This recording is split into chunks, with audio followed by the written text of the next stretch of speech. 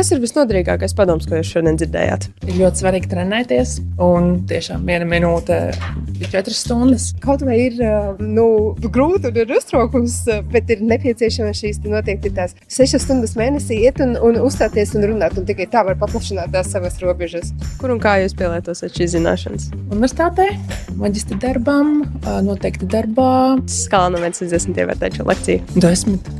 Kāpēc 10? Man tā informācija likās tik praktiska, ka man nav tā pārliecība par savu runu. Un šeit es iegūtu tiešām tādus praktiskus rīkus, ko es jūtu, es tiešām jau varu sākt ar šovakaru, rītvakaru pielietot. 10 ar krustu.